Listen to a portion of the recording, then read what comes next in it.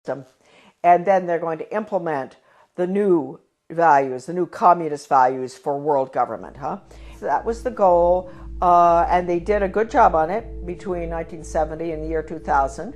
And now the values, as we can all see, people are saying, oh, well, we've got to be tolerant, there are no absolutes anymore.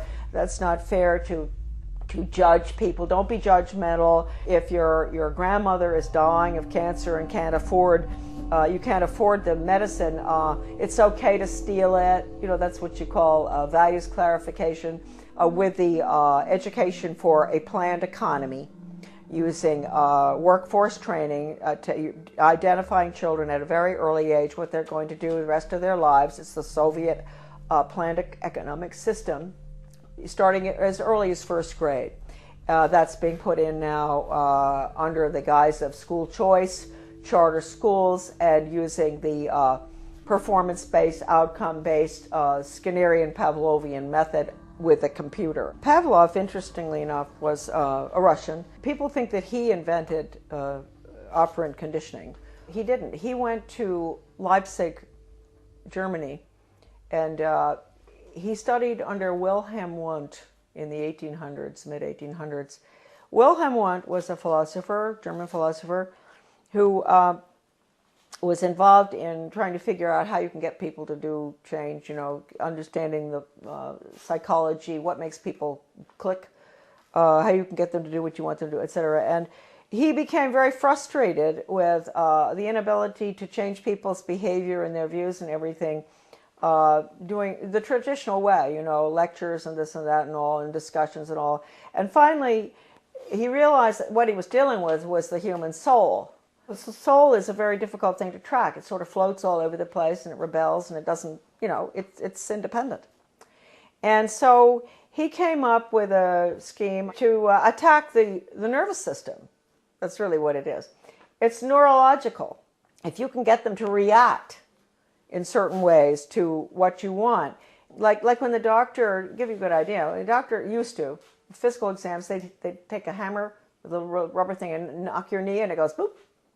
So he figured, well, you know what? We can operate on that thesis where we attack the nervous system. And it's a stimulus response thing. So you have to provide the stimulus in order to get the response. Well, if it was dog training, the stimulus would be a dog biscuit or something. And ultimately, when the dog sees you taking the biscuit out of the box, he's going to do what you want, right? And so it's really pretty simple. I had never gotten involved in having to figure it out until a very good friend of mine, a teacher in Arizona, had to go through the first program that was brought out of 1965. One of the first ones, it was called Mastery Learning. And she quit education when she went through the training. She said it was so sick, and she had papers from doctors and all saying it even makes children sick. And I met her when I went into the U.S. Department of Ed because I found her correspondence came to my office, and it was referred to me. And that was how I met her. And she was the one who educated me about operant conditioning and how awful it is. I mean, it can absolutely destroy free will. We had free will until we got to the computer. The computer absolutely destroys. The child there's no thinking going on there. There's no transfer being made.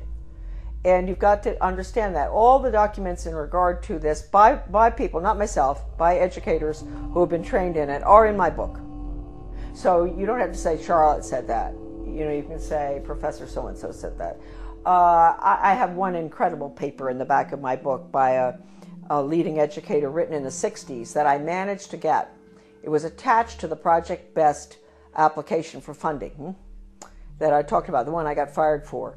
And that paper talks about the need for computers and how wonderful they're going to be and all. But he says, if you don't agree with the message morally and ethically that's going on to that software, do not do it. And that's coming right out of the mouth of an educator involved in it. He says you have to have a conscience, because that software is so powerful that no matter, you may think, oh, well, the person on the other end, he can do what he wants and make up. No. Once it's in the software, and once the child is clicking away on the computer and getting the little happy face as the reward, that's what happens. We all know that feeling when we get something good on the computer. He's not going to ask any questions. That's it. Finished. And it can bring the student to a certain totally opposite position in their thinking using Socratic questioning. So it's very dangerous.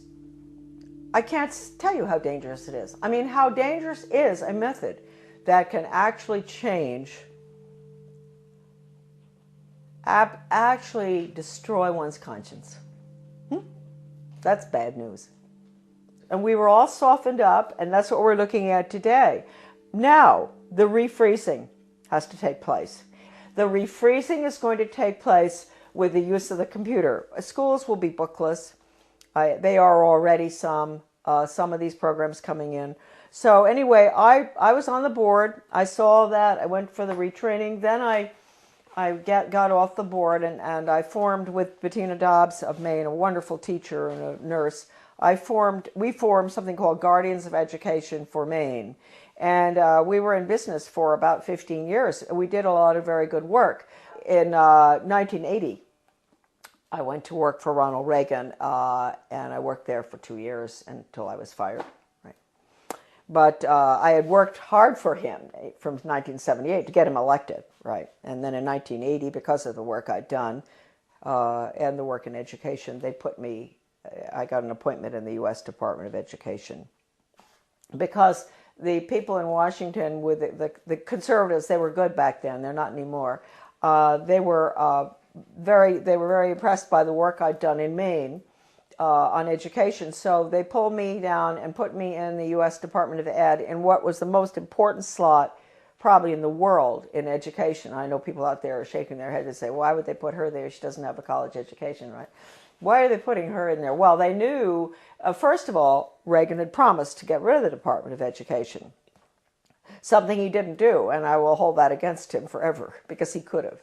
Since that was the plan, when they were staffing the department, they didn't have to put important people in those old slots. Like my slot that I got put into would have been filled by the former president of Harvard or Stanford or something, right? Or University of Chicago. That job had been held in the past by very important people in education. But since they were getting rid of the department, it didn't make any difference.